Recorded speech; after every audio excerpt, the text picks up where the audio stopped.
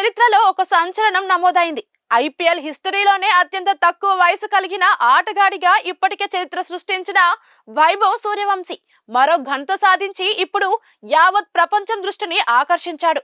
Gujarat Titans తో జరిగిన T20 match లో చేజింగ్ కోసం ఓపెనర్ గా రాజస్థాన్ రాయల్స్ తరపున బరిలోకి దిగిన వైభవ్ సూర్యవంశీ చిత్త కొట్టుడు కొట్టాడు. అతని కొట్టుడు వివరించడానికి మాటలు సరిపో. బౌలర్లకు దమ్మెత్తనియ్యలేదు. 14 ఏళ్ల కుర్రాడి చేతిలో ఇంటర్నేషనల్ క్రికెట్ కు చెందిన బౌలర్లు సైతం చేతులెత్తేశారు.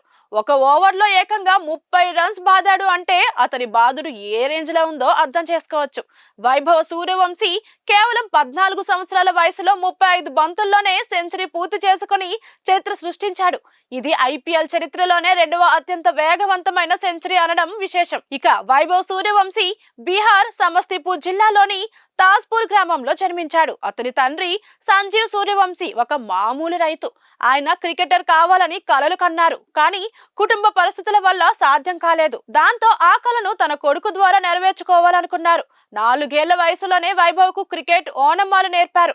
ఆ తర్వాత సమస్తీపూర్లోని ఒక క్రికెట్ అకాడమీలో చేర్పించారు. అనంతరం మాజీ రంజీ ప్లేయర్ మనీష్ ఓజు వద్ద శిక్షణ ఇప్పించారు.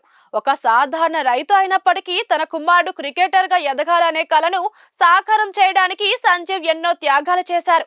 వైభవ్ క్రికెట్ శిక్షణ ఖర్చులు భారం కావడంతో తనకున్న కొంత భూమిని కూడా అమ్మేశారు. 9 ఏళ్ల వయసులో వైభవ్ 100 కిలోమీటర్లు ప్రయాణించి పాట్నాలోని క్రికెట్ అకాడమీకి తీసుకెళ్లేవారు. వైభవ్ తో పాటు అతనికి బౌలింగ్ చేసే నెట్ బౌలర్ కోసం దాదాపు 10 టిఫిన్ బాక్సులు పట్టుకెళ్లేవారట. ప్రస్తుతం వైభవ్ బీహార్ తాజ్పూర్ లోని డాక్టర్ ముక్తేశ్వర్ సిన్హా మోడస్టీ స్కూల్లో 9వ తరగతి చదువుతున్నాడు.